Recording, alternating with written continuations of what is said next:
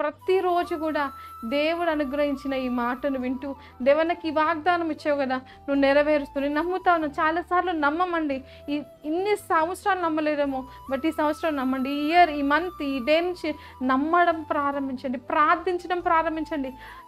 ఎక్కడో కొట్టుకుపోయిన నీ బలిపీఠం, ప్రార్థన, ఉపవాసాన్ని నువ్వు తిరిగి కట్టుకొని. చాలాసార్లు చెప్పాను కదా, ఉపవాసం ఒకటే మీల్ లేకపోతే ఒకటే మీల్ తినకుండా ఫాస్టింగ్ చేయండి. యవనస్తుల కోసం భారం కలుగునని చెప్పాను నేను ఈ జనవరి ఫిబ్రవరిలో మే లాస్ట్ వీక్ లైవ్లో చెప్పాను. ఎంతమంది చేస్తున్నారో లేదు తెలియదు. అయితే ఉపవాసం గురించి నిన్న ఒక పీపీటీ రెడీ చేసినప్పుడు దాంట్లో జాన్ నాక్స్ అనుకుంటా, అయితే ఆయన ఉపవాసం ఉండి ప్రార్థన చేస్తూ ఉన్నప్పుడు ఆ యొక్క స్కాట్లాండ్ అనే దేశంలో ఉంటాడు ఆ వ్యక్తి, జాన్ నాక్స్. ఆ యొక్క రాజ్యంలో, ఆ యొక్క స్కాట్లాండ్ దేశానికి రాణిగా ఉన్న మేరీ ఆమంటదంట, నేను ఈ స్కాట్లాండ్ ఏదైతే ఈ యొక్క ఆర్మీకి కూడా భయపడట్లే, కానీ జాన్ నాక్స్ గారి యొక్క ప్రార్థనకు నేను భయపడతా ఉన్నాను అంటుందంట. ఏముంది ఆ వ్యక్తికి, అసలు ఏముంది కదా, ఏమీ లేదు.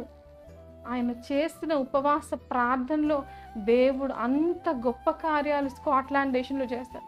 ఇటలీలో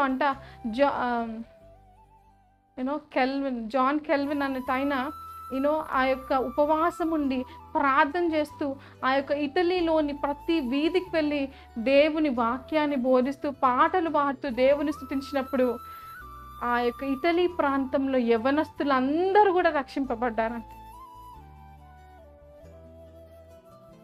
ఇంకొక వ్యక్తి, ఆయన పేరు మర్చిపోయాను, కానీ ఆయనంట ఏ ప్రాంతంలో ఆయన ఉపవాసం ఉండి ప్రార్థన చేశాడో, ఆయన చనిపోయాక కూడా ఆ ప్రాంతం, ఆ యొక్క డిస్ట్రిక్ట్, ఆ యొక్క సిటీలో లేకపోతే ఆ యొక్క కంట్రీలో ఒక్క కుటుంబం కూడా ఫ్యామిలీ ప్రేయర్ లేకుండా లేరంట. అసలు ఎంత గొప్ప విషయం కదా. అసలు వాళ్ళు ప్రార్థన చేయకుండా ఏ కుటుంబం లేదు అని రాయబడింది. ఈరోజు ఉపవాసాన్ని నిర్లక్ష్యం చేయకుండా